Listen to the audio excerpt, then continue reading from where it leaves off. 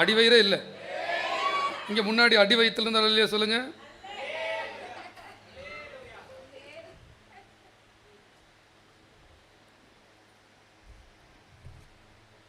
யோபு 33ஆம் அதிகாரத்தில்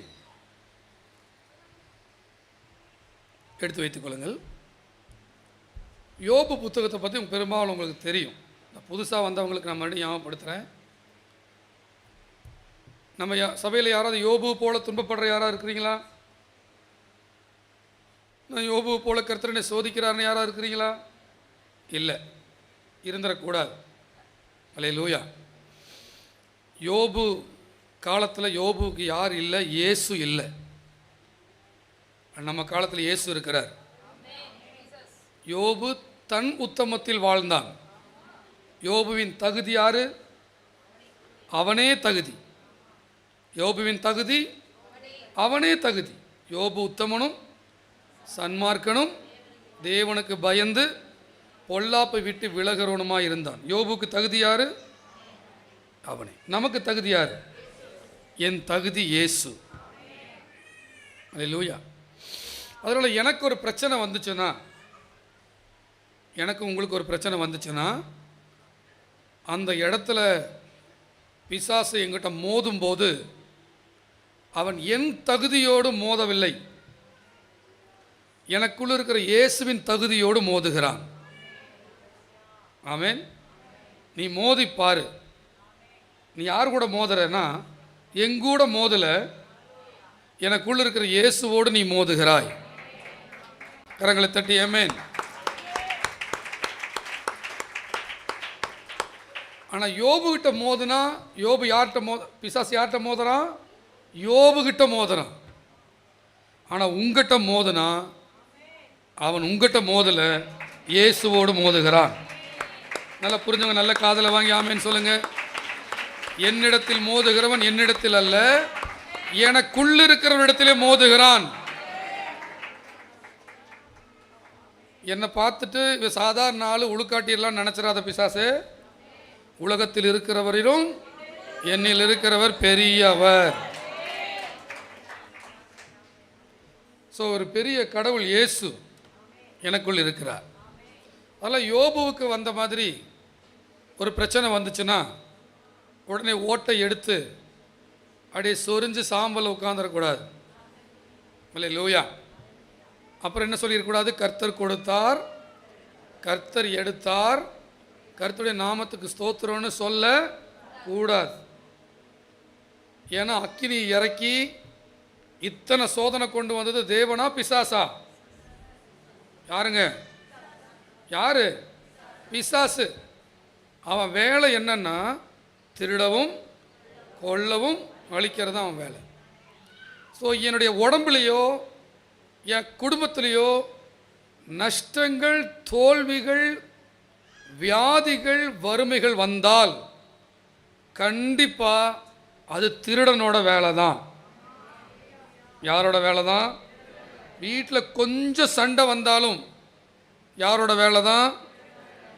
வண்டி கொஞ்சம் சாஞ்சு முட்டில் அடிபட்டாலும் யாரோட வேலை தான்? திருடனோட வேலை தான். என்னுடைய தொழில் கொஞ்சம் நஷ்டம் அடைஞ்சாலும் யாரோட வேலை தான்? திருடனோட வேலை தான். யாருமா?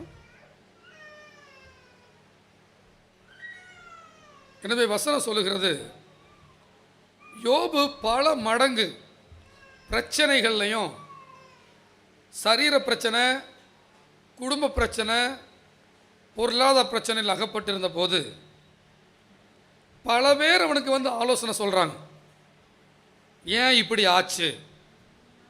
நீ இவங்கிட்ட போய் காமி, நீ அவங்ககிட்ட போய் காமி, இந்த மாதிரி பிரச்சனை இது இப்படி தான் சரியாகும், எதுக்கும் ஒரு தடவை அவரை பார்த்துரு அப்படின்னு சில மனிதர்களை அல்லது சில அவங்களுக்கு தெரிஞ்ச பாதைகளை, ஐடியாக்களை அவங்க காமிச்சு விட்றாங்க. ஆனால் வசனம் சொல்லுது, கர்த்தருக்கு மகிமை உண்டாவதாக, அதே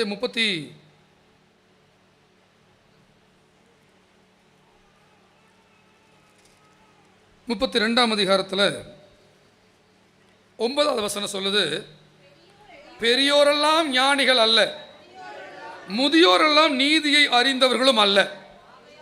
ஆமென் சொல்லுங்க. பெரியோரெல்லாம் ஞானிகள் அல்ல, முதியோரெல்லாம் நீதியை அறிந்தவர்களும் அல்ல. ஒருத்தருக்கு முடி நிறைச்சிருச்சுங்கிறதுக்காக அவன் ஞானி இல்லை. வீட்டில் பெரியவங்க சொன்னாங்க அப்படின்னு யாராவது முடிவெடுப்பீங்க இல்லையா?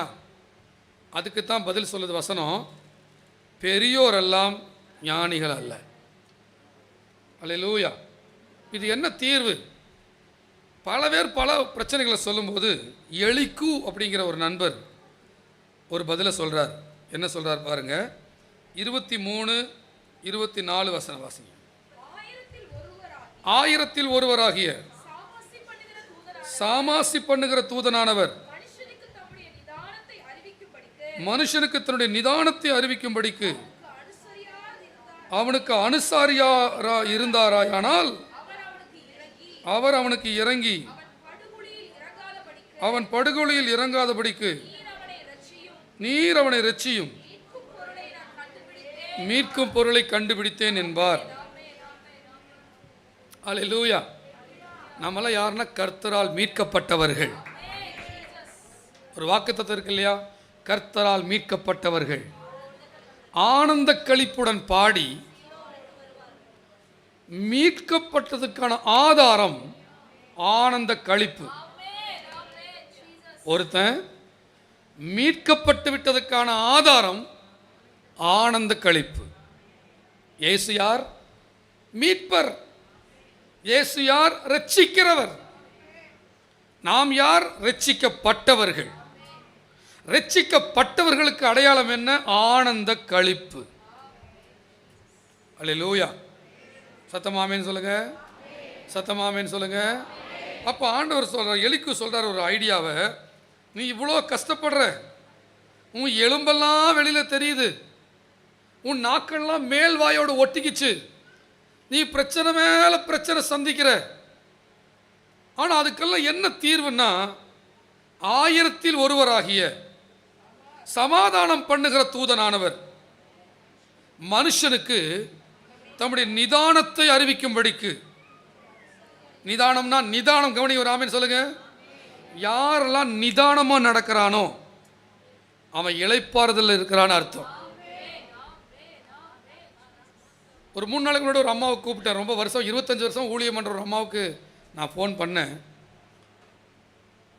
7 தடவை பதட்டப்பட்டாங்க என்கிட்ட. என்னங்க என்னங்க என்னங்க எதுக்குங்க எதுக்குங்க என்ன சார் யாருங்க எதுக்குங்க 7 தடவை பதட்டப்படுறாங்க. அதுக்கப்புறம் அந்த வீட்டு பிரச்சனையில் பாதிக்கப்பட்டு, வீட்டு பிரச்சனையில் எதையோ மன உளைச்சல் அதவும் பேசினாங்க.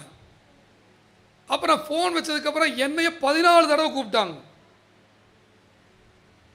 ஆமேன்னு சொல்லுங்க. இந்த ஃபோன் பண்ணும்போது 1 அல்லது 2 முறையோடு நிறுத்தி கொள்ளுகிறாங்க இல்லையா கால், அவங்கெல்லாம் நிதானத்தில் இருக்கிறாங்கன்னு அர்த்தம்.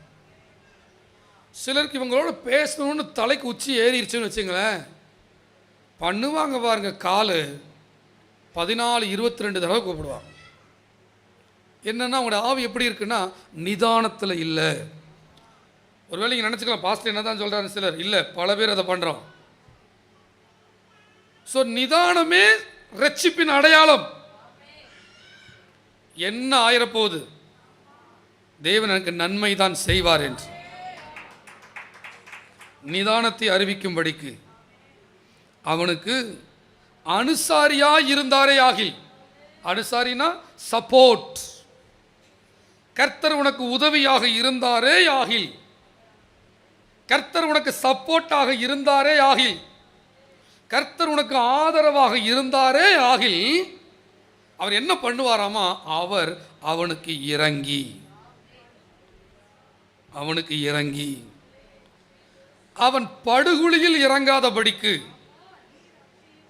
அவன் நரகத்துக்கு போயிடக்கூடாது, அவன் இந்த பிரச்சனையில் அகப்பட்டு ஐயோன்னு படுத்துடக்கூடாது, அவன் அப்படியே முதுமையிலையும் அப்படியே வியாதியிலையும் வியாதி படுக்கையிலையும் அவன் படுத்துடக்கூடாது என்று அவர் என்ன செய்வாரமா, நீர் அவனை இரட்சியும், மீட்கும் பொருளை நான் கண்டுபிடித்தேன் என்பார்.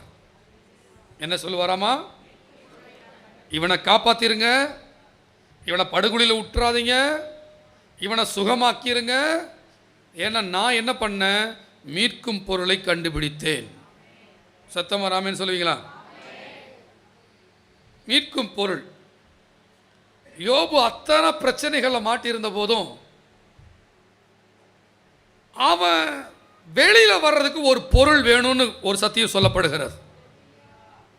யோபு மாதிரி உத்தமன் இல்லை, யோபு மாதிரி பொல்லாப்பை விட்டு விலகிறவன் இல்லை, யோபு மாதிரி பரிசுத்தவான் இல்லை. அப்படிதான் வசனம் சொல்லுது. யோபு அளவுக்கு நீதிமான் இல்லை, ஆனாலும் பிசாசு அவனை வெச்சு செய்வான். ஆமென் சொல்லுங்க. நாம் நம்முடைய பரிசுத்தத்தை நம்பி இல்லை, நாம் நம்முடைய ஜெபத்தை நம்பி இல்லை, நான் நம்முடைய யோக்கியத்தை நம்பி இல்லை என்றால் யோபுவை குறித்து வசனம் சொல்கிறது அவர் உத்தமனும் சன்மார்க்கனும் தேவனுக்கு பயந்து பொல்லாப்பை விட்டு விலகிறவன் தான். ஆனா பிசாசு வந்து சோதிக்கும் போது அந்த பிசாசை துரத்தவோ தள்ளவோ அவனால் முடியாது. இப்ப யோபு இதிலிருந்து விடுதலை அடையணும்னா அவனுக்கு மீட்கும் பொருள் அவசியம். ஆமென் சொல்லுங்க. நீங்களும் நானும் வியாதியில் இருந்தோ, தரித்திரத்தில் இருந்தோ, பிசாசின் பிடியில் இருந்தோ, பாவக்கட்டுகளில் இருந்தோ, நரக தண்டனையில் இருந்து காப்பாற்றப்பட வேண்டுமானால் நான் உத்தமனும் சன்மார்க்கனுமாய் இருந்தால் காப்பாற்றப்பட முடியாது. நான் தேவனுக்கு பயந்து பொல்லாப்பை விட்டு விலகுவதினால் நான் காப்பாற்றப்பட முடியாது. எனக்கு ஒரு மீட்கும் பொருள் தேவை. தன்னுடைய உத்தமத்தினால் ஒருவன் ரட்சிக்கப்பட மாட்டான். ஒருவன் பொல்லாப்பை விட்டு விலகுவதனால், குடிக்கிறதை நிறுத்துவதனால், புகைப்பிடிப்பதை நிறுத்துவதனால், சில பாவங்களை நிறுத்துவதனால் ஒருவன் ரட்சிக்கப்பட மாட்டான். அப்படி நிறுத்தினவர்கள் இஸ்லாமிலும் இந்து மதத்திலும் கூட அநேகர் இருக்கிறார்கள். குடியை நிறுத்தினதினாலோ பாவம் செய்ய நிறுத்தினதினாலோ ரட்சிப்பு இல்லை. பிசாசு உன்னை படுகொலிக்கு கொண்டு போகாமல் இருக்க வேண்டுமானால், நீ நரகத்துக்கு போகாமல் இருக்க வேண்டுமானால் உனக்கு ஒரு மீட்கும் பொருள் அவசியம்.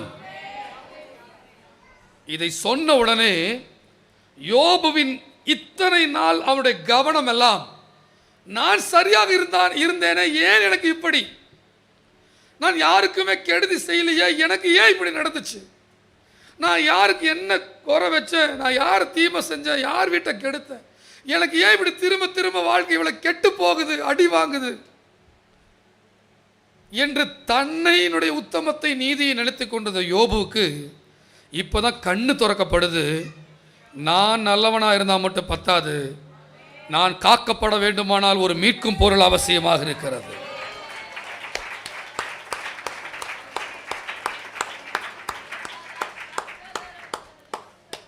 ஹல்லேலூயா. அந்த மீட்கும் பொருளை நான் உருவாக்கி கொள்ள முடியாது. அந்த மீட்கும் பொருளை என் ஜெபத்தினால், என் தவத்தினால், என் உபவாசத்தினால், என் உத்தமத்தினால், என் யோக்கியத்தினால் அந்த மீட்கும் பொருளை நான் உருவாக்க முடியாது. இன்னொருவர் சாமாசி பண்ணுகிற தூதர் சொல்லுகிறார், மீட்கும் பொருளை நான் கண்டுபிடித்தேன் என்கிறார். யார் அந்த சாமாசி பண்ணுகிற கர்த்தர்? யாரு? இயேசு, சமாதான காரணர் இல்லையா? அப்படி அவர் மீட்கும் பொருளை கண்டுபிடித்திருக்கிறார். அந்த மீட்கும் பொருளை நான் கண்டுபிடித்தேன் என்பார். நல்லா கவனிங்க, இந்த பிரசங்கத்துடைய தலைப்பு என்னன்னா, மீட்கும் பொருளும் தனி ஜெபமும். சரிங்களா? மீட்கும் பொருளும் தனி ஜெபமும். இந்த மீட்கும் பொருள் என்னை மீறி, என் உத்தமத்தை மீறி, என் யோக்கியத்தை மீறி, என்னுடைய நல்ல தன்மைகளை மீறி, ஒழுக்கத்தை மீறி, என்னிடத்திலேயே இல்லாத ஒன்று இலவசமாய் வேறு இடத்திலிருந்து கொடுக்கப்படுகிறது. அதனால் நான் வாழப்போகிறேன். என்னாலே அல்ல. அந்த மீட்கும் பொருள் மத்தேயு எழுதின சுவிசேஷம் 20ஆம் அதிகாரம் 28ஆம் வசனத்தை வாசித்தீர்களானால், வேகமாக வாசிங்க. மத்தேயு 20:28. அப்படியே மனுஷகுமாரனும் ஊழியம் கொள்ளும்படி வராமல் ஊழியம் செய்யவும் அநேகரை மீட்கும் பொருளாக தன் ஜீவனை கொடுக்கவும் வந்தார். இயேசுவே எல்லாரையும் மீட்கும் பொருளாக வந்தார். 1 தீமோத்தேயு 2ஆம் அதிகாரம் 6ஆம் வசனத்தை வாசித்தீர்களானால், எல்லாரையும் மீட்கும் பொருளாக, 1 தீமோத்தேயு 2:6, எல்லாரையும் மீட்கும் பொருளாக தம்மை ஒப்பு கொடுத்த மனுஷனாகிய கிறிஸ்து இயேசு அவரே. அந்த மீட்கும் பொருள் யார்? இயேசு. நல்லா கவனிங்க. இப்போ யார் நமக்கு தெரியுது? மீட்கும் பொருள் யாரு? இயேசு. சொல்லுங்க எல்லாரும். உன்னை மீட்கும் பொருள் யாரு? உன் வேலை பிரச்சனையில் மீட்க போகிறவர் யாரு? கல்யாண பிரச்சனை மீட்க போறவர் யாரு? வியாதி பிரச்சனை மீட்க போறவர் யாரு? கடன் பிரச்சனை மீட்க போறவர் யாரு? பிசாசு பிரச்சனை மீட்க போகிறவர் யாரு? வீட்டு பிரச்சனையை மாக்க போறவர் யாரு? நரகத்திலிருந்து காப்பாற்ற போறவர் யாரு? எல்லாம் இயேசு.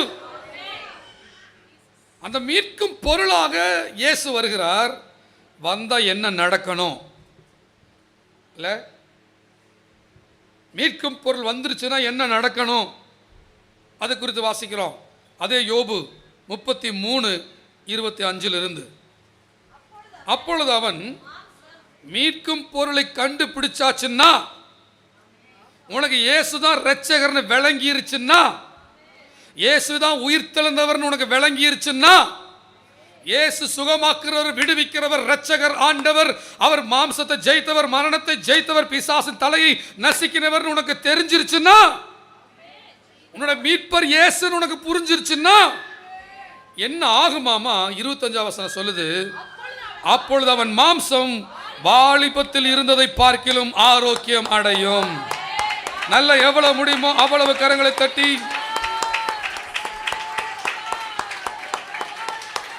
அவன் மாம்சம் வாலிபத்தில் இருந்ததை பார்க்கிலும் ஆரோக்கியம் அடையும்.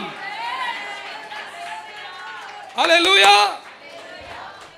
எதனால? தானே பரிசுத்தமா இருந்ததுனாலயா? தானே ஜெபித்தல் அப்படியே பல மணி நேரம் ஜெபிச்சதுனாலயா? தான் அப்படி உத்தமமா இருந்ததுனாலயா? பட் பரிசுத்தமா இருக்கணுமா? இருக்கணும். உத்தமமா இருக்கணுமா? இருக்கணும். ஒழுக்கமா இருக்கணுமா? இருக்கணும். ஜெபி எல்லாம் பண்ணணும். பட் அதனாலே அல்ல, மீட்கும் பொருள் நான் கண்டுபிடித்ததினால். யார் அந்த மீட்கும் பொருள்? இயேசு. வாய் திறந்து சொல்லுங்க. இயேசு யாருன்னு எனக்கு தெரிஞ்சதுனால, அந்த மீட்பர் எனக்கு தெரிஞ்சதுனால, அந்த இரட்சகர் யாருன்னு தெரிஞ்சதுனால, ஓட்டு எடுத்து சொரந்திட்டு இருந்த என்னுடைய தோல் வாலிபனின் தோளாக மாறப்போகிறது. இது லிட்டரலா நடக்கணும், நடக்குது. ராமேன் சொல்லுங்க. அல்லேலூயா. குஷ்டரோகியுடைய தோல் எப்படி ஆச்சுன்னாமா, பிள்ளை, சிறு பிள்ளையின் தோலை போல மாறிச்சு. அந்த வல்லமை அவனுக்கு உண்டு. உனக்கு வியாதி வராது. உன்னுடைய உள்ள உறுப்புகளை கர்த்தர் புதிதாக்குறார். ஒரே காரணம் தான். என்ன தெரியுமா? மீட்கும் பொருளை கண்டுபிடித்தேன். இயேசு யார் என்ற வெளிச்சம், சிலுவையை பற்றிய உபதேசம், சிலுவையில் எனக்காக இயேசு சம்பாதித்தவைகள் என்ன என்கிறதை குறித்த புரிந்து கொள்ளுதல் என்னுடைய முதுமையே எனக்கு வராதபடி தடுக்கிறது. அப்பொழுது அவன் மாம்சம் வாலிபத்தில் இருந்ததை பார்க்கிலும் ஆரோக்கியம் அடையும். தன் வாழ வயது நாட்களுக்கு அவன் திரும்புவான். அல்லேலூயா. எப்படிங்க? சின்ன பையனா வாலிபனா இருக்கும்போது எப்படி இருந்தானோ அந்த மாதிரி ஒரு வாலிபத்துக்கு இந்த வயசான யோபு திரும்புவானாமா. நம்ப தயாரான நம்புங்க. உங்க இதயத்தை கர்த்தர் வாலிபத்தின் இதயமா மாத்துவார். உங்க லிவரை புதுசா ஆண்டவர் மாத்துவார். அல்லேலூயா. ஒரு ஏபிசி ஜூஸ் குடிச்சா லிவர் புதுசாகுதாமா. ஏபிசினா என்ன? Apple, beetroot, carrot. அதை குடிச்சிட்டே வாங்கங்கிறான். பல பேர் குடிச்சிட்டே போய் குடிச்சிட்டு விழுந்துடுறாங்க. அல்லேலூயா. நல்ல ஜூஸ் குடிச்சனே, ஏன் எனக்கு இப்படி ஆச்சுன்னா, நீ ரொம்ப குடிச்சிட்டு அது அப்படி ஆயிடுச்சுங்கிறான். அல்லேலூயா. ஆனால் நீங்கள் இன்னைக்கு காலை வேளை நீங்கள் நம்ப தயாராக இருந்தால் கூட நம்புங்க, மீட்கும் பொருள் கையில் இருந்துச்சுன்னா என் ஆரோக்கியம் திரும்ப வரும்.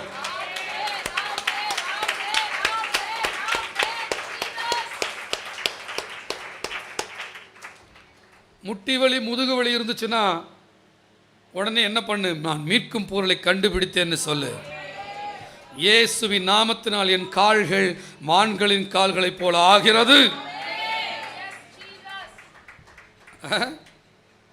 திரும்புவான். அப்புறம் அவன் தேவனை நோக்கி விண்ணப்பம் பண்ணும்போது அப்பா மீட்கும் பொருளை கண்டுபிடிச்சிட்டுனா உன் ஜெப வாழ்க்கை எப்படி இருக்குன்னு சொல்லுது பாருங்க. அவன் தேவனை நோக்கி விண்ணப்பம் பண்ணும்போது, ஜெபிக்கும் போது அவருடைய சமூகத்தை கம்பீரத்தோட பார்க்கும்படி. என்னங்க, நான் அடிக்கடி சொல்றது உங்களுக்கு புரியுது இல்லையா? ஜெபத்தில் போனால் எப்படி பார்க்கணும்? தேவனை கம்பீரமாக பார்க்கணும். பாவியாக பார்க்கக்கூடாது, கையால் ஆகாதவனாக பார்க்கக்கூடாது, ஐயோ முடியலையேன்னு பார்க்கக்கூடாது. எப்படி பார்ப்பாராமா? கம்பீரம். ஏன்னா மீட்கும் பொருள் இருக்கு. யார் அந்த மீட்கும் பொருள்? இயேசு. நான் ஜெபத்துக்கு போய் பிதா கிட்ட நிற்கும் போது நான் மட்டும் போனேன்னா என்ன நினைச்சு நான் நொந்துக்கலாம், சரியில்லையே சரியில்லையே சரியில்லையேன்னு. ஆனால் இப்போ மீட்கும் பொருளை கண்டுபிடிச்சனே, என்ன பெரிய உத்தமமாக இருந்த யோபுவுடைய வாழ்க்கையே கிழிஞ்சு போயிருச்சு. நான் மறுபடியும் நான் கரெக்டுங்கிற அடிப்படையிலையா நான் போகணும்? நான் சரியாக இருக்கிறேன், நான் எல்லாத்துலேயும் கரெக்டாக இருக்கிறேங்கிற தைரியத்தில் நான் போனேன்னா மறுபடியும் என் வேட்டி கிழிஞ்சிருமே, என் அத்தி இலைகள் கிழிஞ்சிருமே.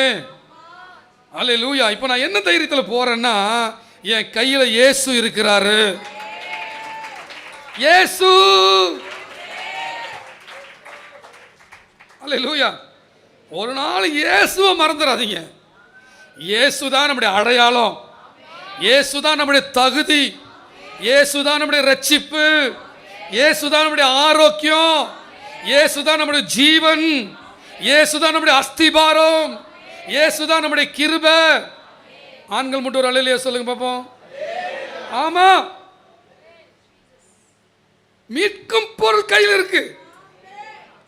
ஆமென். மீட்கும் பொருள் கையில் இருக்கு. யோபு மாதிரி என்ன அடிச்சு துவைச்சு குடும்பத்தை கெடுத்து பொருளாதாரத்தை நாசம் பண்ணி என்னை நடு ரோட்டில் உட்கார வைக்கலான்னு பிசாசு வந்தான்னா, கர்த்தர் சித்தமான நடக்கட்டும்னு விட்டுறாத. அந்த இடத்துல கர்த்தர் சித்தம்னு சொன்னீங்கன்னா பிசாசு உன்னை வச்சு செஞ்சிருவான். கர்த்தர் சித்தம் என்னன்னு சொல்லட்டுமா உனக்கு? இஸ்ரவேலை ஆசீர்வதிப்பது தான் கர்த்தருக்கு சித்தம். எவ்வளோ முடியுமோ அவ்வளோ ஆண்கள் எல்லாம் கையை தட்டிக்கிட்டு அப்படியே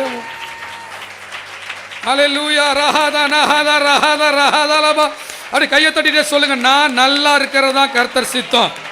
என்னை யாவனும் தடுக்க முடியாது, ஒருவரும் எதிர்க்க முடியாது.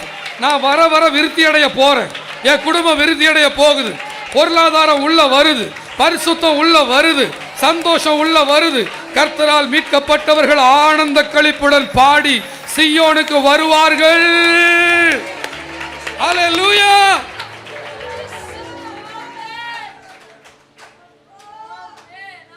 மீட்கும் பொருள்.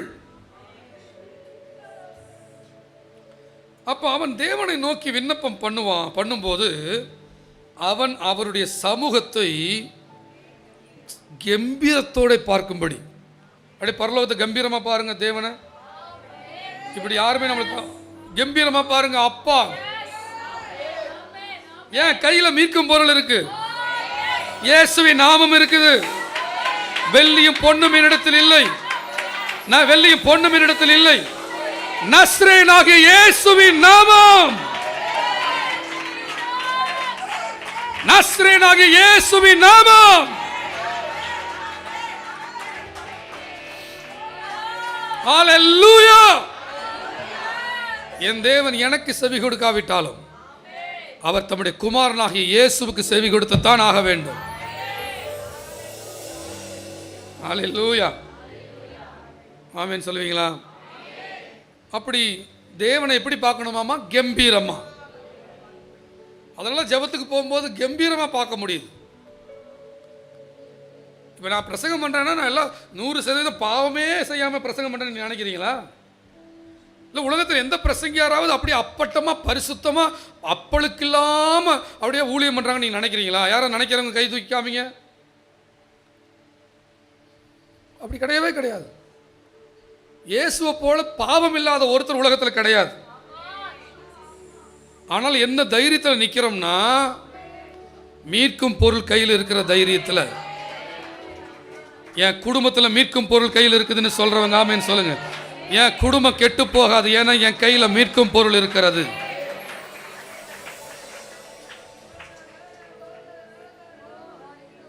அல்லேலூயா. கம்பீரமாய் பார்க்கும்போது பார்க்கும்படி ஓ என்னங்க, அவர் அவன் மேல் என்ன ஆகி சொல்லுங்க, எல்லாரும் சேர்ந்து பிரியமாகி சொல்லுங்க. ஏன் இத்தனை நாள் உத்தமமா இருந்தனே, அப்ப உங்களுக்கு பிரியம் வரலையா? இத்தனை நாள் தேவனுக்கு பயந்து பொல்லாப்ப விட்டு விலகணனே, அப்போ உங்களுக்கு பிரியம் வரலையா? நான் உத்தமமா இருந்தனே, அப்போ உங்களுக்கு பிரியம் வரலையா? அவர் சொல்லுவார், இல்லை, ஏன்னா உன் உத்தம லட்சணம் எனக்கு தெரியும். அல்லேலூயா. நீ என்னதான் உத்தமமாக இருந்தாலும் அது அத்தியில. ஆனால் நீ எப்போ உன்னால நீ விடுதலையாக முடியாது, மீட்கும் பொருள் வேணும், இயேசு வேணும்னு சொன்னையோ, அப்பவே உன்னை எனக்கு ரொம்ப பிடிச்சிருச்சு. நல்ல கரங்களை தட்டி, உனக்கு ரொம்ப பிடிச்சிருச்சு, உன்னை எனக்கு ரொம்ப பிடிச்சிருச்சு, உன்னை எனக்கு ரொம்ப பிடிச்சிருச்சு, உன்னை எனக்கு ரொம்ப பிடிச்சிருச்சு. ஏன் உன்னை பிடிச்சிருக்கு தெரியுமா? நீ இரவு பகலும் ஜெபிச்சதுனால இல்லை, கையில் மீட்கும் பொருளை வச்சிருக்க. யார் அவர்? இயேசு. அல்லேலூயா. என்னோட அடையாளம் இயேசு. ஏன் நான் 10ஆம் கிளாஸ் ஃபெயில் தான், குடிசை வீடு தான், பாவாடை சட்டை கிழிஞ்சிருக்கு தான். ஆனால் எனக்கு பக்கத்து வீட்டில் இருக்கிற பங்களாக்கார பையனுக்கு என்ன பிடிச்சிருச்சு. அவன் வீட்டில் பொண்ணு கேட்டு என்னை கல்யாணம் பண்ணிட்டானே. நீங்கள் பார்த்த சாந்தி அது போன வாரத்து சாந்தி, அது போன வாரம். ஆனால் இந்த வாரம் BMW சாந்தி நான். ஏன்னா அவருக்கு என்ன பிடிச்சிருச்சு, அவர் என் மேல் பிரியமாகி. அல்லேலூயா. ராமேன் சொல்லுவீங்களா? என் ஆவிக்குரிய வாழ்க்கை, உள்ளான வாழ்க்கையெல்லாம் கிழிஞ்சுதான் இருந்துச்சு. ஆனால் ரட்சிப்பின் வஸ்திரத்தை போத்துட்டார் இப்போ. ஆமென். என்ன அருமையான ஒரு கிருபை யோபுல இருக்கு பாருங்க. கம்பீரத்தோடு பார்க்கும்படி அவர் அவன் மேல் பிரியமாகி. தேவன் உன் மேல பிரியமா இருக்கிறார். அந்த உணர்வு வந்துச்சுன்னா நீ அவரை பார்க்கும் போதே கம்பீரமா பார்ப்ப. சத்தமாமேன்னு சொல்லுங்க, சத்தமாமேன்னு சொல்லுங்க. நீங்க எவ்வளோ பெரிய வீக்னஸா இருந்தாலும் உங்களை நொந்துக்காதீங்க. நீங்க எவ்வளோ பலவீனமா இருந்தாலும் உங்களை நொந்துக்காதீங்க. ஜஸ்ட் எப்படி இருக்குன்னு பார்த்துக்குங்க, அவ்வளோதான். ஆனால் இன்னியும் உங்கள் அப்பனை நோக்கி பார்க்க தொடங்குங்க. இன்னியும் மீட்கும் பொருளை உயர்த்துற வேலையை செய்யுங்க. அல்லேலூயா. மறுபடியும் உங்களுக்கு சொல்கிறேன், நீ எவ்வளோ வீக்காக வந்திருக்கிறீங்க, எவ்வளோ டவுனாக வந்திருக்கிறீங்க, எவ்வளோ விழுந்து போய் வந்திருக்கிறீங்க, எவ்வளோ பலவீனமாக வந்திருக்கீங்க, அதெல்லாம் கிடக்கட்டும். அல்லேலூயா. ஆனால் மீட்கும் பொருள் தொடர்ந்து உங்கள் கையில் தான் இருக்குதுங்கிறத மறந்துடாதீங்க. Still you are lifting, you are having. அந்த மீட்கும் பொருள், த ரிடம்டிவ் திங் உங்கள் கையில் தான் இருக்கு. இப்பவும் அப்பா உங்கள் கையில் தான் இருக்கிறார். இப்பொழுது இயேசு மேலே விசுவாசமாக தான் இருக்கிறீங்க. அதனால நிச்சயமா நீங்க ஓட்ட சுரண்ட போறது இல்லை. ஆமேன்னு சொல்லுங்க. இயேசுவை பிறக்கும் போதே தேவதூதர்கள் சொன்னது என்னது? மனுஷர் மேல் பிரியமும், உன்னதத்தில் தேவனுக்கு மகிமையும், பூமியின் மேல் சமாதானம் உண்டாவதாக. இயேசு பிறக்கிறதுனால பூமியில சமாதானம், இயேசு பிறக்கிறதுனால மனுஷர் மேல் பிரியம். மனுஷங்க திருந்திருந்தனால இல்லை, இயேசு பிறந்ததுனால. மனுஷங்க திருந்தினதுனால தேவன் ஜனங்களை பிரியம் வைக்கல. ஆனா அவங்களுக்காக ஒருத்தர் பிறந்தார் பாருங்க, அதனால மனுஷர் மேல் தேவன் பிரியமுள்ளவரானார். நீங்கள்லாம் திருந்தாமையே உங்க கையில இயேசு வந்ததுனால என் பிதா உங்கள் மேல் பிரியமாக இருக்கிறார்.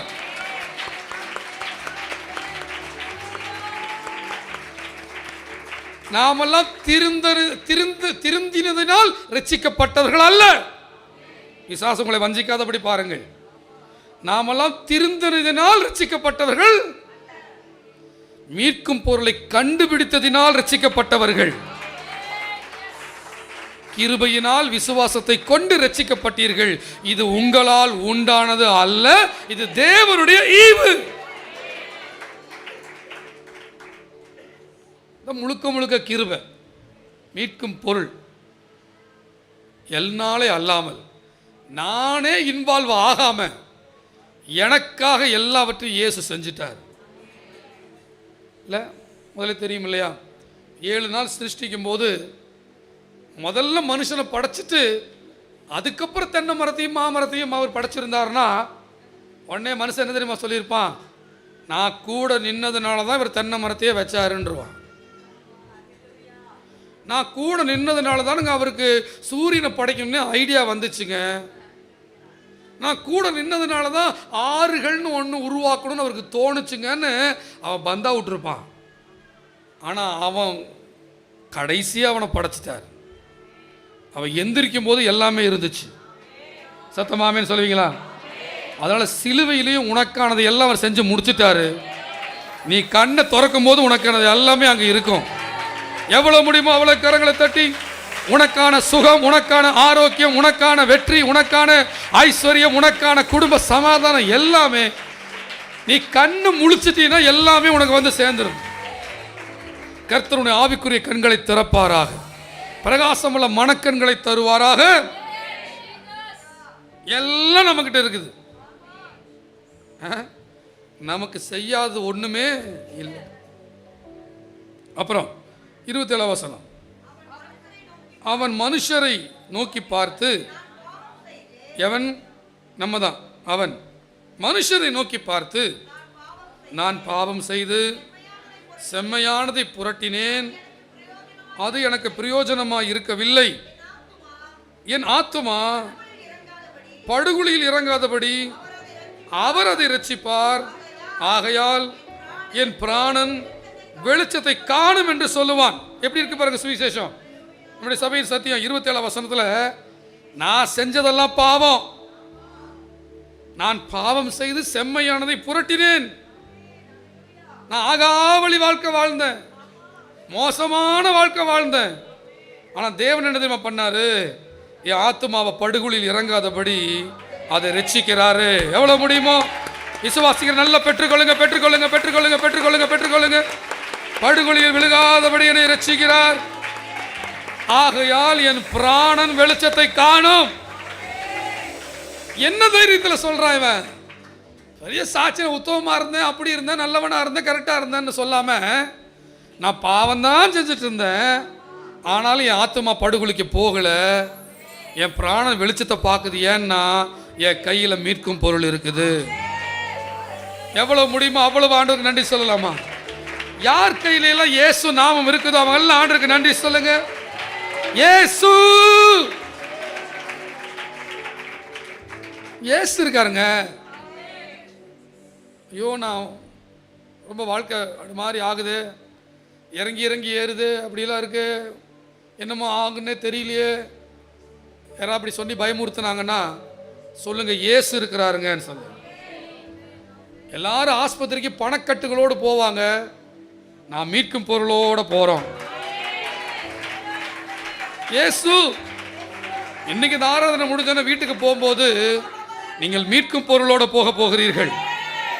உங்கள் பிள்ளைகளை, உங்க குடும்பத்தை, வாழ்க்கைய பிசாசு அங்கங்க சிக்க வச்சிருக்கலாம், ஆனா அந்த சிக்கலை எல்லாம் அறுத்துட்டு வெளியில வர்றதுக்கு ஒரு மீட்கும் பொருளை நீங்கள் கொடுக்க போகிறீர்கள். அல்லேலூயா, ஷக்கலலலபா, அல்லேலூயா, ரக்கபலபலபலபா. இது குறித்து லேவி ராகமத்தில் 25ஆம் அதிகாரம் 51ஆம் வசனத்தை ஒரு வாசிங்க. லேவி ராகமம் 25ஆம் அதிகாரம் 51ஆவது வசனம்.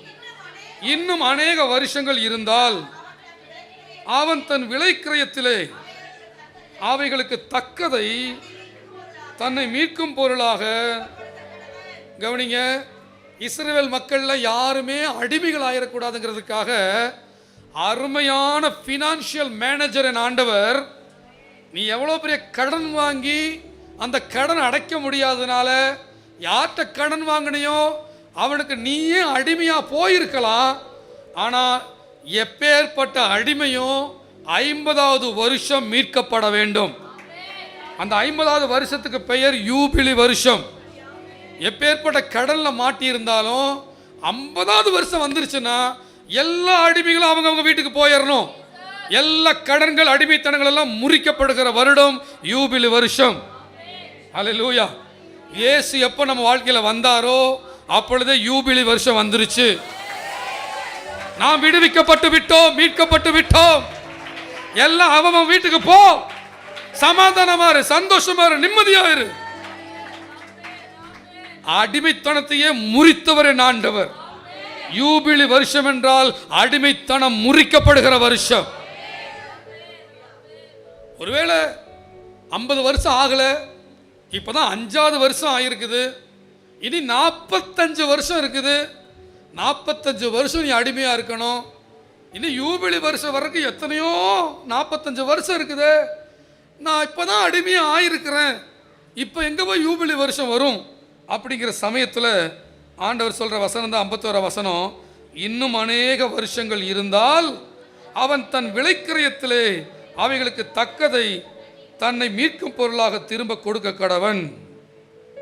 யூபிலி வருஷம் மட்டும் மீதியாக இருக்கிற வருஷங்கள் கொஞ்சமே ஆனால் அவனோட கணக்கு பார்த்து அப்பா சொல்றாரு, யூபிலி வருஷம் ஒருவேளை ரொம்ப காலம் கழிச்சு வருதுன்னு இருக்கட்டும், ஆனால் அதற்கான பேமெண்ட்டை நான் இப்பவே கொடுக்குறேங்கிறார். எப்போ பேமெண்ட் கொடுத்துட்டோமோ அப்பவே யூபிலி வருஷம் வந்த மாதிரி தான். நீ சகல கட்டுகளிலிருந்து விடுதலை ஆக்கப்படுகிறாய், சகல பாவ கட்டுகளிலிருந்து விடுதலை ஆக்கப்படுகிறாய், சகல கடன் கட்டுகளிலிருந்து விடுதலை ஆக்கப்படுகிறாய், சகல வியாதி கட்டுகளிலிருந்து விடுதலை ஆக்கப்படுகிறாய், சகல பிசாசு கட்டுகளிலிருந்து இன்றைக்கே விடுதலை ஆக்கப்படுகிறாய். ஏனென்றால் நீ சொல்ல போகிறாய், வெள்ளியும் பொன்னும் என்னிடத்தில் இல்லை, ஆனால் நசரேயனாகிய இயேசுவின் நாமத்தினாலே என் வியாதி மறுகிறது.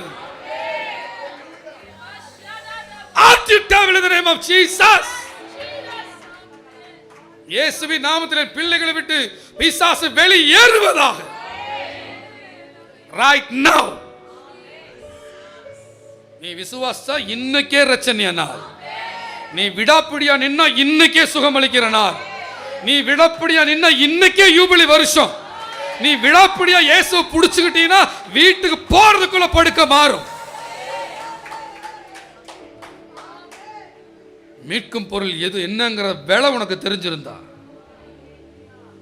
ஹல்லேலூயா, உன்னிடத்தில் பேசுகிறவர் இன்னார் என்று நீ அறிந்திருந்தாயானால் தாகத்துக்கு தாய் என்று அவரிடத்தில் கேட்டிருப்பாய். அப்பொழுது என்றென்றைக்கும் தாகம் எடுக்காத ஜீவ தண்ணீரை அவர் உனக்கு கொடுத்திருப்பார். சத்தம் ஆமேன் சொல்லுங்க. அடி வயிற்றிலிருந்து ஆமேன் சொல்லுங்க. மீட்கும் பொருள் என் கையிலே இருக்குது ஆமேன் சொல்லுங்க. மீட்கும் பொருள் எனக்குள்ளே இருக்குது ஆமேன் சொல்லுங்க. ஹல்லேலூயா.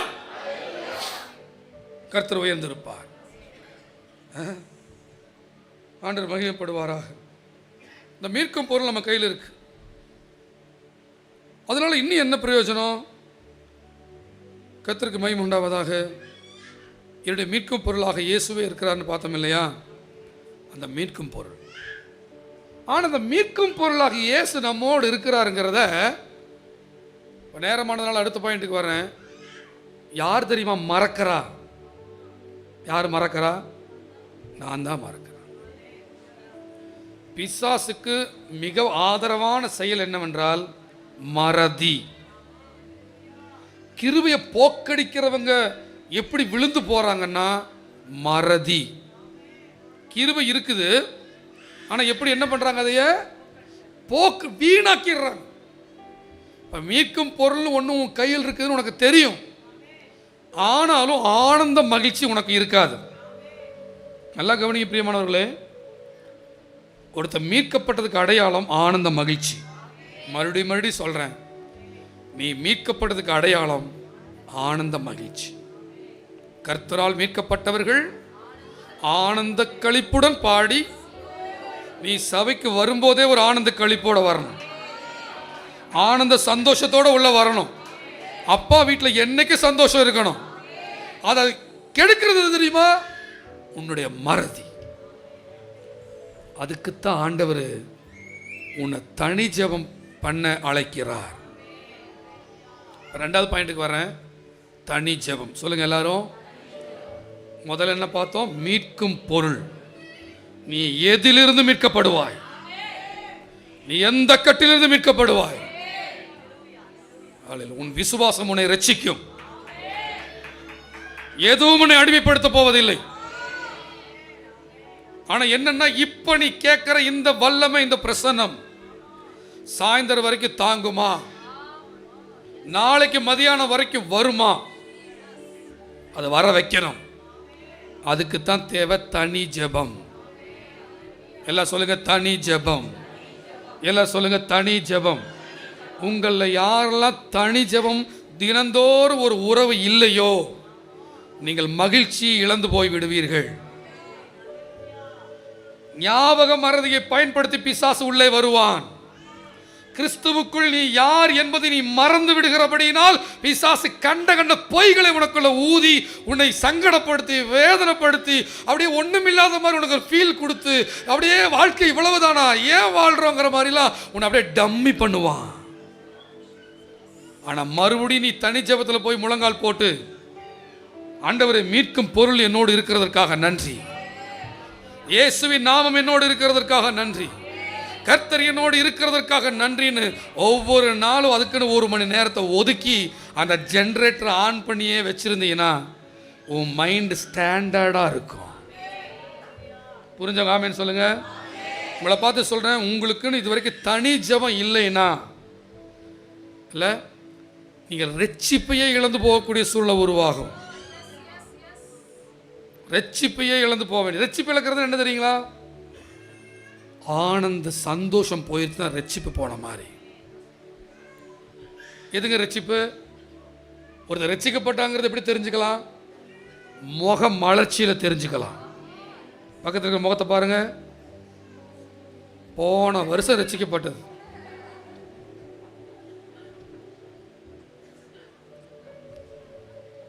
இல்லை, ஏதோ பிரச்சனை நினைச்சு உள்ள இருட்டடிச்சு கிடக்குது. சிந்தனை சரியில்லை.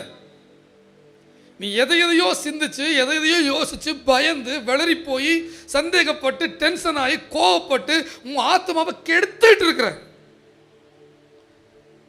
உன் ஆவி உணர்வில்லாம போயிருக்கு. அப்படி ஏதோ வாழ்ந்துகிட்டு இருக்கிற கிறிஸ்தவன் சொல்லிட்டு ஞாயிற்றுக்கிழமை வரும்போது ஒரு பரவசம் வருது. ஆனால் இடநாள் அப்படியே வாடி வதங்கி போற. காரணம் என்ன தெரியுமா? உன் எல்லா காவலோட இருதயத்தை காத்துக்கல. தனி ஜெபம் பண்றவங்க அனலாவே இருந்துட்டு இருப்பாங்க. ஒவ்வொரு நாளும் தனி ஜெபம் பண்றவங்க தன் நம்பிக்கையை அறிக்கை பண்ணி ஆராதனை பண்ணி ஆண்டவரிடத்தில் எல்லாத்தையும் ஷேர் பண்ணி தன்னுடைய ஆத்துமாவை புத்துணர்ச்சியாக வைத்துக் கொண்டிருப்பார்கள். புரிந்தவங்களை நல்ல கைகளை தட்டி கர்த்தரை உயர்த்துங்க பார்ப்போம். தனி ஜெபம். தனி ஜெபமும் ரட்சிப்பும் ஏறக்குறைய ஒன்று மாதிரி. எப்படி சொல்றேன்? அந்த ரட்சிப்பு அனல் மூட்டி எழுப்புகிற இடம் தான் தனி ஜெபம். சபையா ஜெபிக்கலாம், கூடி ஜெபிக்கலாம், ரைட். பட் நீயும் கர்த்தர் தனியா இருக்கிற நேரம், அந்த உறவுக்கு தான் அவர் ஏங்குறார். ஒரு ஆமேன் சொல்லுங்களேன். சத்தமா ஆமேன் சொல்லுங்களேன். ஹல்லேலூயா சொல்லுங்களேன்.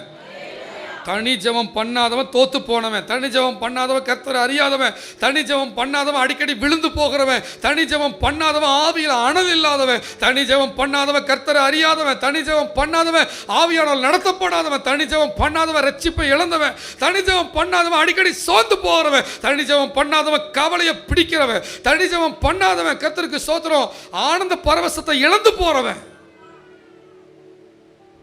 தனி ஜெபம் ஒரு நேரத்தை ஒதுக்கு. அந்த இடத்துல போய் அப்பான்னு கொஞ்ச நேரம் ஜெபிக்க தொடங்கினா அந்த இடத்துல கர்த்தர் உன்னை மேலே இறங்கினார்னு வச்சுக்குவேன், நீ வனாந்தரத்தில் விட்டாலும் நீ ஜெயிச்சுக்குவ. ஆமேன்னு சொல்லுங்க. நோவா காலத்தில் அந்த பேழையில் கொப்பேர் மரத்தில் செய்ய சொல்றார் ஆண்டவர். வேற எந்த மரத்திலையும் செஞ்சிடாத. நோவாவுக்கு தேவனுக்கு ஒரு உறவு இருந்ததுனால தான் கரெக்டாக கொப்பேர் மரம்னு தெரிஞ்சுது. வேற எந்த மரத்தில் நம்ம செஞ்சிருந்தாலும் தண்ணி வந்து அடிக்க எல்லாம் உடஞ்சி போயிருக்கும். கர்த்தர் உன்னை எதை வச்சு எதை கொண்டு என்ன செய்யணும்னு உங்களை சொல்ல விரும்புகிறார்.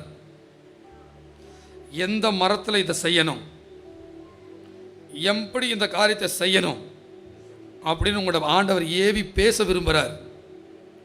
நீ தனிச்சபத்தில் ஆண்டவரோடு நிறைஞ்சு வழிஞ்சினா கண்டிப்பாக உன் வாழ்க்கைக்கான ஐடியாவை உனக்குள்ள தருவார். அந்த மரம், அந்த பேழை தண்ணி பயங்கரமாக வந்து அப்படியே தண்ணி மேலே கூட ஒரு எல்லா மலைகளை விட 15 முழ உயரமான ஒரு மலையில் போய் உயரத்தில் மலை அந்த பேழை நிற்கிது. ராமேன்னு சொல்லுவீங்களா? அது எதுக்கு அடையாளம் தெரியுமா? மத்திய ஆகாயத்தில் இயேசு வரப்போறார் ஒன்று இல்லை, அந்த பூமி முழுவதும் தண்ணியினால் நிறைஞ்சு எல்லா மலைகளை விட மேலே 15 முழ உயரத்துக்கு பேழை நிற்கிது. அதுக்கு எதுக்கு அடையாளம்? ஒரு சபையானது அந்த இடத்துக்கு எடுத்துக்கொள்ளப்பட போகுது. அந்த இடத்துக்கு எடுத்துக்கொள்ளப்பட போகுது. உலகத்தில் 1000 அடி உழுகலாம், கீழிருந்து தண்ணி மேலிருந்து தண்ணின்னு பல ஃபோர்ஸ் வரலாம், ஆனால் சபையை மேலே போயே தீரும். சபை எடுத்துக்கொள்ளப்படும். பூமியில் 1008 நியாய தீர்ப்புகள், வியாதிகள், பிரச்சனைகள், அந்தி கிறிஸ்து பிசாசின் ஆதிக்கம் வரலாம், ஆனால் சபையோ மேலே போய் நிற்கும். ஒரு மலை மேலே போய் நிற்கும். இயேசு குறித்து உங்களுக்கு தெரியும், வசனம் சொல்லுது. அந்த வசனத்தை வாசிச்சிருங்களேன். அவர் தனியே மலையின் மேலே ஏறினார். கர்த்தருக்கு ஸ்தோத்திரம்.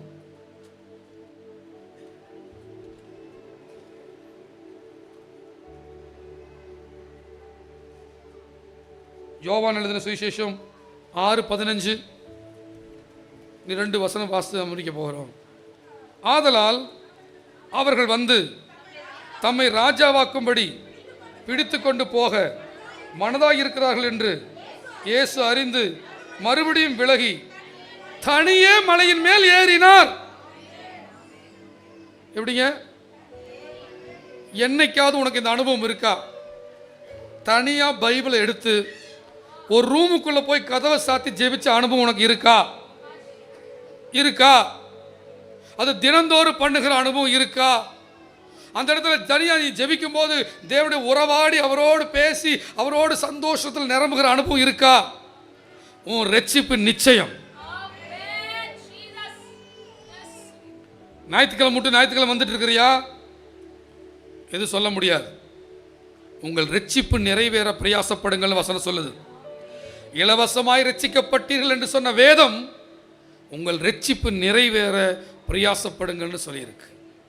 என்ன பண்ணப்போ? தினந்தோறும் ஆவிக்குரியவனாகிய உனக்கு, ஒரு கிறிஸ்தவனாகிய நீ, ஆண்டவரை தெரிந்து கொள்ளப்பட்ட நீ, கர்த்தர் தான் உனக்கு எல்லான்னு சொல்ற நீ, உனக்குன்னு ஒரு ஜெப நேரத்தை வச்சு தனியா போய் ஜெபிக்க உட்கார்ற அனுபவம் இல்லைன்னா உனக்கு வாக்குத்தத்த வசனங்கள் எல்லாம் வெறும் ஏட்டு சுரக்காயாக தான் இருக்கும். ஆனால் தினந்தோறும் ஜெபித்து கொண்டிருப்பாயானால் நீ ஜெபிக்கிறது, நீ அந்தரங்கத்தில் ஜெபிக்கிறது, வெளியில் நடக்கிறத பார்த்து கொண்டே இருப்பாய். தனி ஜெபம். மோசையை பார்த்து ஆண்டவர் சொல்றார், நீ விடிய காலத்தில் ஆயத்தமாகி என்ன பண்ணு? வாசிங்க அந்த வசனத்தை. யாத்திராகம் 34:2-3. விடிய காலத்தில் நீ ஆயத்தமாகி சீனாய் மலையில் ஏறி அங்கே மலையின் உச்சியிலே காலமே என் சமூகத்தில் வந்து நில். 3வது வசனம் தான் ரொம்ப முக்கியமான வசனம். 3வது வசனம் ரொம்ப முக்கியமான வசனம்.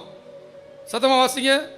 உன்னோட ஒருவனும் அங்கே வரக்கூடாது, மலையில் எங்கும் ஒருவனும் காணப்படவும் கூடாது, இந்த மலையின் சமீபத்தில் ஆடு மாடு மேயவும் கூடாது. சத்தமா ஆமென் சொல்லுங்க. பெரும்பாலும் நம்ம ஜெபிக்க வரும்போது ஃபோனை நான் சுவிட்ச் ஆஃப் பண்ணி இல்லாட்டி ஃப்ளைட் மோட்டில் போட்டு வீட்டில் வச்சுட்டு தான் சர்ச்சுக்கு வந்துட்டு இருக்கேன் பகலானா. அதனால் நீங்கள் ஃபோன் பண்ணும்போது பேர் சுவிட்ச் ஆஃப் தான் வரும். அப்போ தெரிஞ்சுக்க சுவிட்ச் ஆஃப் பண்ணி போயிருக்கிறாருன்னு. அல்லேலூயா. உன் சிந்தனைகளில் கண்டதெல்லாம் மேயக்கூடாது. நிறைய காட்சிகளை உலகத்தை பார்த்துக்கிட்டே இருந்தீங்கன்னா, வீண் சிந்தனை நினச்சிக்கிட்டே இருந்தீங்கன்னா தேவனோடு நெருங்கவே முடியாது. உன்னத பாட்டில் சொல்கிறார், நான் அறைக்குள்ளே உட்கார்ந்துட்டு இருந்தேன், என் நேசர் வெளியிருந்து கதவை தட்டினாரு, நான் வெளியில் போக மனம் இல்லாமல் இருந்தேன். அப்போ அவர் அந்த துவாரத்து மேலே விரல வச்சாரு, நான் அப்புறம் போய் கையை திறக்கலான்னு கைப்பிடியை போய் தொட்டேன். வெள்ளை போலங்கள் வலிந்து வந்த துவாரத்தின் வழியாக வெள்ளை போலம் அப்படியே வலிஞ்சு வந்துச்சு. அதனால உள்ள அப்படியே பொங்குச்சுன்னு சொல்லி உன்னத பாட்டில் வாசிக்கலாம். அந்த அந்த துவாரம் இயேசுடைய கண்மலை, இயேசுடைய விழாவில் இருந்த துவாரத்திலிருந்து பொங்கி வருகிற அன்பு, அந்த வெள்ளை போலமாக பொங்கி வருகிற இயேசுவின் அன்பு நம்முடைய உள்ளத்தை நிரப்பும் போது நம்ம அதனால் தொடப்பட்டு ஹல்லேலூயா ஆண்டவரை பார்க்கும்படி நம்முடைய கதவை திறக்கிறோம். நீ தனி ஜெபத்தில் உட்கார்ந்து பாரு, தேவ அன்பினால் அவன் அப்போ அவனை பொங்கும்படி செய்வார். ஜெபத்தில் போய் எதையும் கேட்காத, நீங்க தான் வேணும்னு சொல்லி உட்காரு. நீ சிலுவையில் எனக்காக எல்லாம் செஞ்சு முடிச்சிங்களே நன்றின்னு சொல்லி உட்காரு. ஒரு ஆனந்த மகிழ்ச்சி உன்னை நிரப்ப தொடங்கும். மீட்கும் பொருள் என் கையில் இருக்கிறது, நன்றிப்பா. என் இயேசு என்னோடு இருக்கிறார், என் இயேசு என்னை நிரப்பி இருக்கிறார், என் இயேசு என்னை சூழ்ந்திருக்கிறார். இரவும் பகலும் அவருடைய தியானமாக நான் இருக்கிறேன். இயேசு என்னை காண்கிறார், என் தேவன் என் பிரியமாக இருக்கிறார், என் இயேசு என்னை அழைத்து செல்ல வரப்போகிறார், என் இயேசு இந்த இக்கட்டிலிருந்து விடுதலையாக்க போகிறார். அப்படி சொல்லி சொல்லி துதிச்சு ஜெபம் பண்ணி பாரு, ஆனந்த பரவசம் உன்னை நிரப்பும்.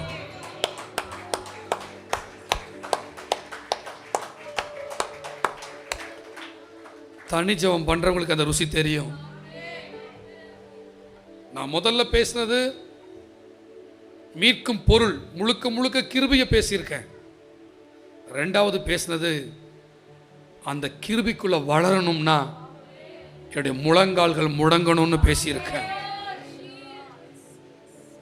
அவர் நமக்கு தர்றாரு, நம்மளை அவருக்கு தர்றோம். அந்த இடத்துல மகிமை உண்டாகிறது. என் நேசர் என்னுடையவர், நான் அவருடையவள். ஸோ இது வரைக்கும் நீங்கள் தனி ஜெபம் பண்ணாமல் இருந்தீங்கன்னா இனி ஒரு முடிவோடு போங்க. ஜெபம் பண்ண தெரியுதோ பண்ண தெரியலையோ, தனியாக ஒரு 1/2 மணி நேரம் 1 மணி நேரம் வேதத்தை எடுத்துகிட்டு போய் நீ உட்கார்ந்துடணும். அவரை கொஞ்சம் பாராட்டணும், தெரிஞ்ச அளவுக்கு சத்தம் போட்டு பைபிளை படிக்கணும். இது ரெகுலராக இருந்துச்சுன்னா 10வது நாள் 20வது நாளில் அந்த ஜெபத்தில் ஆழத்துக்குள்ளே நீ போக தொடங்குவ. வேதம் வாசித்து ஜெபம் பண்ண, தனி ஜெபம். தனியாக கர்த்தரை அழைச்சிட்டு வர விரும்புகிறார். தனியாக தாவீதை தனிமைப்படுத்துகிறார். நீ தனி ஜெபம் போகிறனாலே உன் ஆண்டவர் தனிமைப்படுத்துகிறான்னு அர்த்தம். ராஜாக்கள் புத்தகத்தில் வாசிங்கன்னா யெகூவை, எல்லா சேனாதிபதிகளோடு உட்கார்ந்துருந்த யெகூவை ஆண்டவர் ஒரு தீர்க்கதரிசி அனுப்பிச்சு எல்லாரும் உட்கார்ந்துட்டு இருப்பான். நான் யெகூவை அபிஷேகம் பண்ணதான் உன்னை அனுப்புகிறேன், ஆனால் எல்லாருக்கும் முன்னாடி இருக்கும்போது அபிஷேகம் பண்ணாத, அவனை தனியாக ஒரு அறைக்குள்ளே கூட்டிகிட்டு போம்பார். அறைக்குள்ளே கூட்டிகிட்டு போய் அவன் மேலே எண்ணெயை ஊற்று. ஆண்டவர் உன்னையும் நான் உன்னை தனி அறைக்குள்ளே வாங்க கூப்பிடுறாரு. யெகூவே தனி அறைக்குள் வா, நான் உன்னை ராஜாவாக அபிஷேகம் பண்ண வேண்டும். யெகூவே நீ தனி அறைக்குள் வா, நான் உன்னை அபிஷேகம் பண்ண வேண்டும். இந்த தேசத்தை ஆட்சி செய்ய போகிறாய், இந்த தேசத்தை நான் கையளிக்க போகிறேன், நீ தனி அறைக்குள்ள வா. 2 ராஜாக்கள் 9ஆம் அதிகாரத்தை வீட்டில் போய் வாசித்து பார்க்கலாம். யெகூவை தனி அறைக்குள்ள, அதான் மத்தேயுவிலும் ஆண்டவர் சொல்றார், நீயோ அறைக்கதவை தாளிட்டு உன் அந்தரங்கத்தில் இருக்கிற பிதாவை நோக்கி ஜெபம் பண்ணு. என் சபை மக்கள் அனைவரையும் கேட்டுக்கிறேன், தனி ஜெபம் பண்ணாமல் இருந்துராத. ரொம்ப டயர்டாக இருக்குது, நான் வேலைக்கு போயிட்டு வர்றேன், வீட்டில் சமையல் செய்யணும், என்ன நொண்டி சாக்கு சொல்லாத. பிசாசு உன்னை வஞ்சிக்க விடாதே. உன்னால் ஜெபிக்க முடியும். மீட்கும் பொருளை ஸ்லாகிச்சு பேசு ஜெபத்தில். உன் குடும்பம் கட்டப்படும். எங்கேயோ உன் குடும்பம் பிரிஞ்சு போகிறதுக்கு பிசாசு சேட்டை பண்ணியிருக்கான். உன் குடும்பம் பிரிஞ்சு போகிறதுக்கு பிசாசு செயல்பட்டு இருக்கான். மீட்கும் பொருளை காமி. இயேசுவின் நாமத்தில் குடும்பம் சேர்க்கப்படும் என்று சொல். இயேசுவின் நாமத்தில் குடும்பம் கட்டப்படும் என்று சொல். உன் தனி ஜெபங்களில் போய் அழுதுகிட்டு இருக்காத, கம்பீரமா பாரு அவரை. எத்தனை பேருக்கு புரியுது நான் சொல்றது? ஜெபத்தில் கம்பீரமா பாரு, கர்த்தர் உண்மையில பிரியமா இருக்கிறாரு. ஏன்னா உன் கையில மீட்கும் பொருள் இருக்கு, இயேசு இருக்கிறார். இயேசு என்னோடு இருப்பதை நினைச்சிட்டா என்னுள்ளம் துள்ளுதம்மா, நன்றி என்று சொல்லுதம்மா. என்னுள்ளம் துள்ளுதம்மா, நன்றி என்று சொல்லுதம்மா.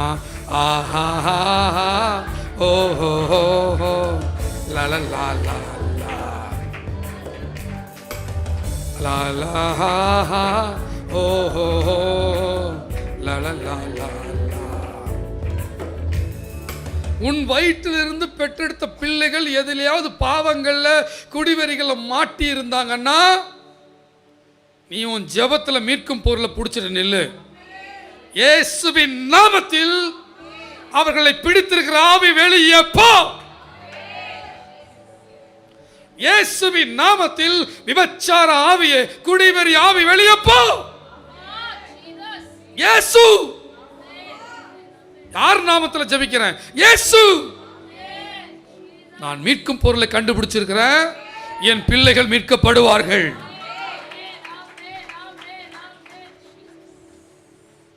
பிச்சைக்காரனை பார்த்துட்டு எல்லாரும் காசு பிச்சை போட்டுட்டு போகும்போது 2 பேர் மட்டும் பிச்சைக்காரனை தூக்கி நிறுத்திட்டு போறாங்க. எந்த பிரச்சனையை பார்த்து பயந்து காம்ப்ரமைஸ் ஆயிராத. எந்த பிரச்சனை பார்த்து இது நடக்காது முடியாது நீ முடிவுக்கு வராத. கர்த்தர் உன்னை பார்த்து கேட்கிறார், என்னாலே செய்யக்கூடாத அதிசயமான காரியம் ஒன்று உண்டோ?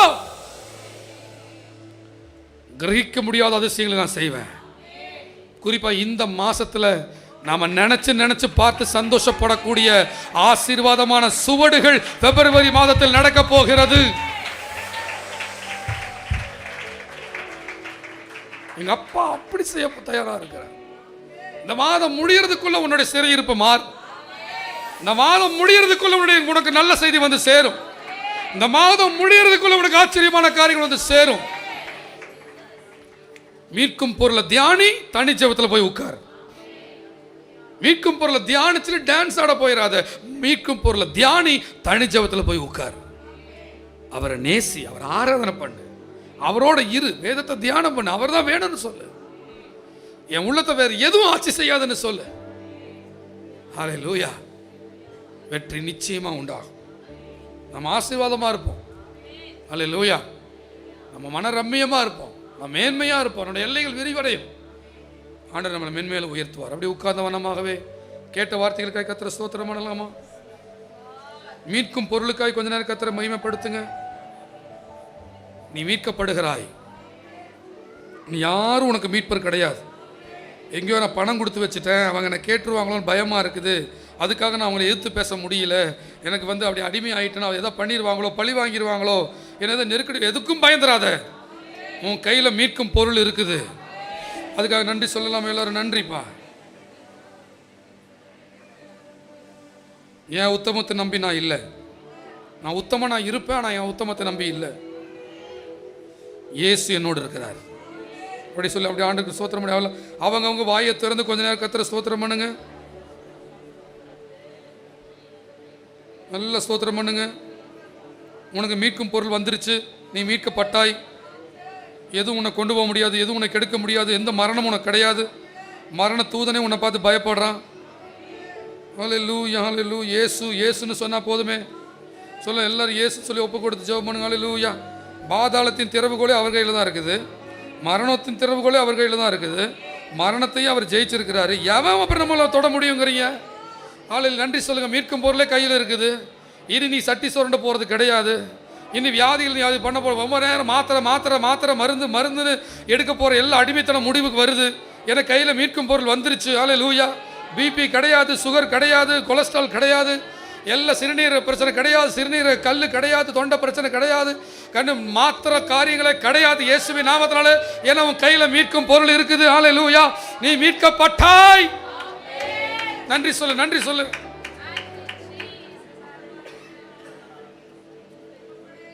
உனக்கு வியாதி சாவு கிடையாது தெரியுமா உனக்கு? ஹல்லேலூயா. வியாதி படுக்கையே உனக்கு இருக்க போறது கிடையாது. நன்றி சொல்லுங்க. ஹல்லேலூயா. பல பேர் நல்ல தொழில் செய்கிறேன், வேலை செய்யறதுல முடிவெடுத்திருக்கிறீங்க, ஆனால் ஜெபத்தில் இல்லை, கர்த்தருக்குள்ளே இல்லை, சபையில் நாட்டப்படாமல் ஏதோ வேணாம் கர்த்தருக்கு ஸ்தோத்திரம் மேலோட்டமாக இருக்கிறீங்க, ஆண்டவரோட தொடர்பு இல்லாமல் இருக்கிறீங்க, அப்படியே ஏதோ அப்படியே தப்புன்னு அதுவே நடந்துடும் நினச்சிட்டு இருக்கிறீங்க. இல்லை, கர்த்தருக்கு நெருங்கி வாங்க, கர்த்தருக்கு சமூகத்துக்கு வாங்க, மீட்கும் பொருளை உயர்த்துங்க, தேவனோட நெருங்கி வாங்க. நல்ல விசுவாசத்தில் நெருங்கி வந்தால் தான் அற்புதத்தை பார்க்க முடியும். ஏனோ தானே உட்கார்ந்து தூங்கி எந்திரிச்சிருந்தா அற்புதம் பார்க்க முடியாது. நல்ல முழங்கால்கள் முடங்கட்டும், தனிச்சவங்கள் பெருகட்டும். ஆண்டவரத்துல சொல்ல கர்த்தர் ஸ்தோத்திரம், ஹல்லேலூயா. தனிச்சவத்துக்கு நேரத்தை ஒதுக்குங்க. என்ன தலை போனாலும் தானியேல் மாதிரி கதவை திறந்து வச்சுட்டு ஜெபம் பண்ணுங்க. 127 நாடுகளுக்கு பிரதானியா இருக்கிற ஒருத்தனால 3 நேரம் ஜெபிக்க முடியுதுன்னு சொன்னா, நீ அப்படி எத்தனை நாடுகளை நீ நடத்துற, உன்னால ஜெபிக்க முடியலன்னு சொல்றதுக்கு ஆண்டவர் ஜெபிக்கிற நேரத்தை ஒதுக்கு, ஆண்டவரோட நில்லு.